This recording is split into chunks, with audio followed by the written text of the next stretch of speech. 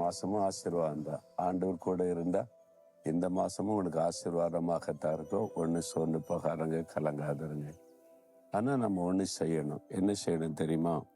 புலம்பல் 3:25 தமக்கு காத்திருக்கிறவர்களுக்கும் தம்மை தேடுகிற ஆத்மாவுக்கும் கர்த்தர் நல்லவர்.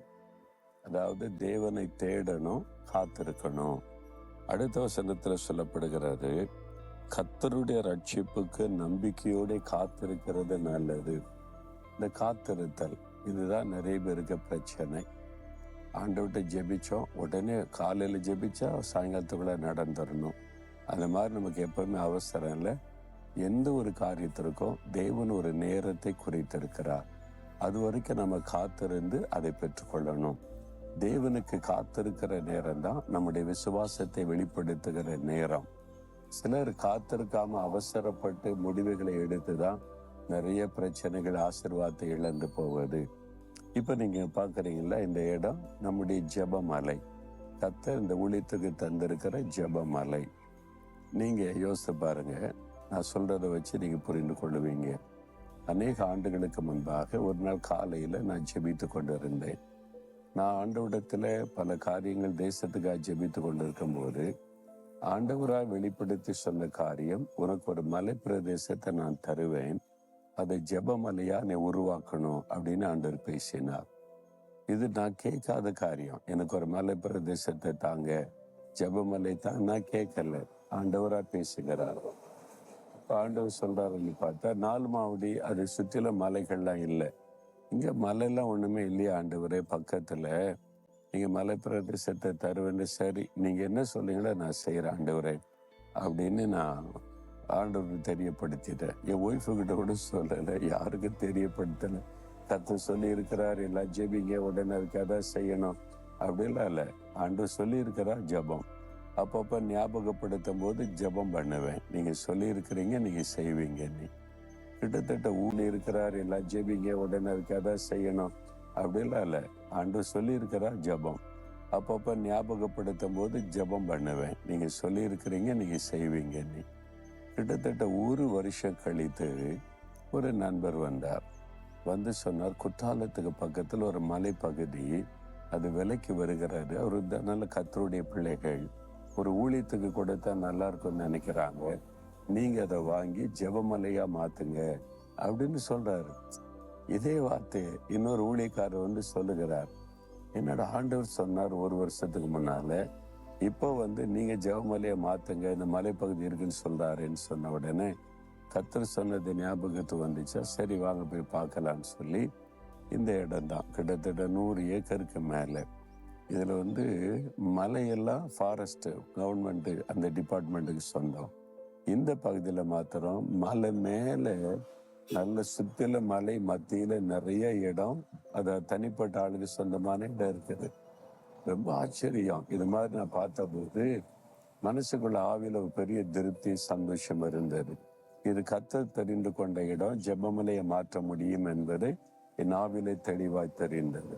என்ன விலைன்னு விசாரித்த போது பெரிய விலை அது. ஏன்னா 100 ஏக்கருக்கு மேல இல்ல, 1 ஏக்கர் 2 ஏக்கர்னா சிம்பிள், 100 ஏக்கருக்கு மேலன்னு அப்படிதான் இருக்கும் விலை. அதை பார்த்த உடனே ஐயோ இதெல்லாம் நம்ம வாங்க முடியாது, நமக்கு அன்னன்னைக்கு தேவை ஆண்டவர் சந்திக்கிறார். அன்றொன்றுள்ள ஆகாரம், ஊழியத்துக்கு இன்னைக்கு என்ன தேவை அதை தருவார், நாளைக்கு என்ன தேவையை தருவார், அவ்வளவுதான். இப்போ இவ்வளோ பணத்துக்கு நான் எங்க போறதுன்னு சொல்லிட்டு விட்டுட்டேன் நான். அப்ப இவ்வளோ பணம்லாம் இல்லப்பா, உடனே வாங்க முடியாதுன்னு சொல்லிட்டேன் நான். ஆனா அந்த நிலத்துக்கு சொந்தக்காரங்க தேவனுடைய பிள்ளைகள், அவங்க சொன்னாங்க, நாங்க இந்த ஒரு நிலத்தை வித்தவரை காணிக்கல தசமபாக ஆண்டவருக்கு தான் தருவோம், அதனால தசமபாகத்தை குறைச்சிட்டு கொடுத்தா போதும் அப்படின்னாங்க. அப்போ கூட பெரிய அமௌண்ட் தானே முடியாதுன்னு சொல்லி திருப்பி 1 வருஷம் கடந்து விட்டாரு. பார்த்தீங்களா, நான் அவசரப்படலை. சரின்னு இருக்காங்க, உடனே அனௌன்ஸ் பண்ணுவோம், செய்வோம், போவோம் அப்படிலாம் இல்லை. கர்த்தர் என்ன செய்யறாரு பார்க்கலாம், அவர் தருவேன்னார்லான்ட்டு. நான் ஒரு நாள் ஆண்டவர்கிட்ட போய் கேட்டேன், ஆண்டவரை நெருக்கிக்கிட்டே இருக்கிறாங்க, வாங்கிக்கொள்ளுங்க வாங்கிக்கொள்ளுங்க, உங்களுக்கு தான் தருவோம், உங்களுக்கு தான் கொடுப்போம்னு சொல்றாங்க, நான் என்ன பண்ணட்டும் அப்படின்னு. நம்மகிட்ட அவ்வளோ பணமும் கிடையாது, என்ன செய்யறதுன்னு. அப்போ ஆவியானவர் பேசினார். என்ன சொன்னார் தெரியுமா? ஆண்டவர் உனக்கு என்ன வெளிப்படுத்தினார்? நீ ஒரு மலை பிரதேசத்தை வாங்கி ஜெபமலையை உருவாக்குன்னு சொன்னாரா? இல்லையா? அப்படி சொல்லலையே. அப்ப என்ன சொன்னார்? நான் ஒரு மலைப்பிரதேசத்தை உனக்கு தருவேன், ஜெபமலையா உருவாக்கினார். அவர் தானே தருவேனாரு. வாவையில உருவாக்குறதா தர்றது அவருடைய ஆமா அப்படிதான் சொன்னாரு. பிறகு என்ன, நீங்க தந்தா நான் செய்யறேன்னு சொல்லு.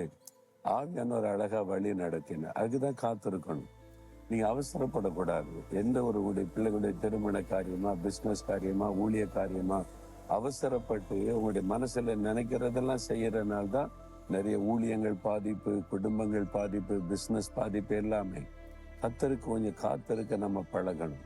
நான் இந்த நிலைமைக்கு வர கிட்டத்தட்ட 2 வருஷம் கர்த்தர் பேசிய 2 வருஷம் ஜெபம் பண்ணி காத்திருந்தேன். ஆண்டவர் சொன்னதை மறக்கல.